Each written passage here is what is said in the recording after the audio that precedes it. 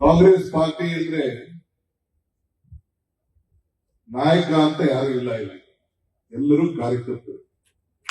ಅವನೆಷ್ಟೇ ದೊಡ್ಡವನಾಗಿರ್ಲಿ, ಯಾರು ಅವ್ರ ಬೂತ್ ಅಲ್ಲಿ ಮೆಜಾರಿಟಿ ಕೊಟ್ಟು ನಮ್ಮ ಪಕ್ಷಕ್ಕೆ, ನಮ್ಮ ಗೆಲುವಿಗೆ, ಪಕ್ಷದ ಗೌರವ ಸ್ವಾಭಿಮಾನ ಉಳಿಸ್ತಾನೆ ಅವನೇ ನಾಯಕ.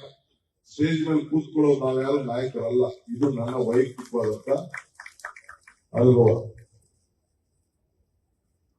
ವೇದಿಕೆಯಲ್ಲಿ ನಾನು ರಮನಾಥ್ ರಾಯ್, ಅಭಯ್ ಕುಮಾರ್ ಜೈನ್, ಅಭಯ್ ಜೈನ್, ನಮ್ಮ ಸೊರ್ಗೆ, ನಾವೆಲ್ಲ ಇದ್ದೇವೆ. ರಾಜೀವ್ ಗಾಂಧಿ ಅವರು ಒಂದಿನ ಒಂದು ಮಾತು ಹೇಳಿದ್ರು, ಜಿಲ್ಲಾ ಪಂಚಾಯತಿ ಮೆಂಬರ್ ಇದ್ದಾರೆ. 73-74 ತಿದ್ದುಪಡಿ ಸಂದರ್ಭದಲ್ಲಿ ನಾನು ಕೇಳಿದೆ, ಯಾಕಿದು ಅವಶ್ಯಕತೆ ಏನಿದೆ ಅಂತೇಳಿ. ನಮ್ಮಲ್ಲಾಗಲೇ ಇತ್ತು. ಅವರು ಪ್ರಧಾನಮಂತ್ರಿಗಳಾಗಿದ್ದು, ಜಯಪ್ರಕಾಶ್ ನಾರಾಯಣ ಅವರ ಒಂದು ಜಾಗ, ಅವರ ಹೆಸರಿನಲ್ಲಿದ್ದಂತ ಒಂದು ಟ್ರೈನಿಂಗ್ ಸೆಂಟರ್, ಅಲ್ಲಿ ಕೇಳಿದೆ. ಮಣಿಶೇಖರ್ ಅಯ್ಯವರೆಲ್ಲ ಬಂದ್ರು, ವೀರಪ್ಪ ಮೊಯ್ಲಿ ಅವರು ಇದ್ರು.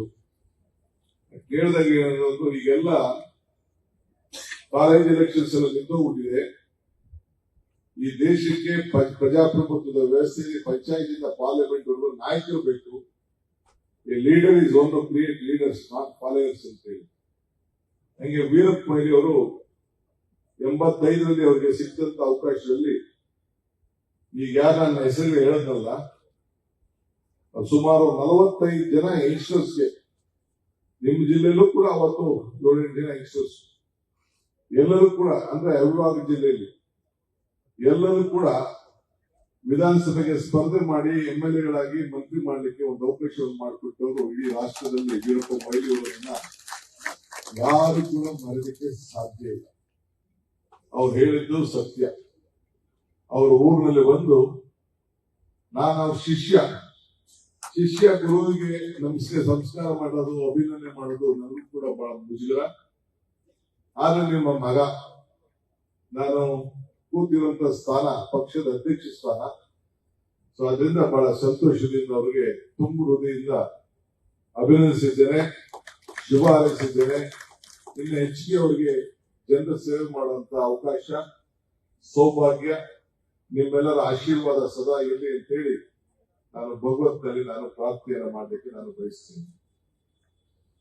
ಬಂಧುಗಳೇ, ಮಾರ್ಚ್ 11ನೇ ತಾರೀಕು ಅಂದ ತಕ್ಷಣ ನನಗೆ ಸೋನಿಯಾ ಗಾಂಧಿ ಅವರು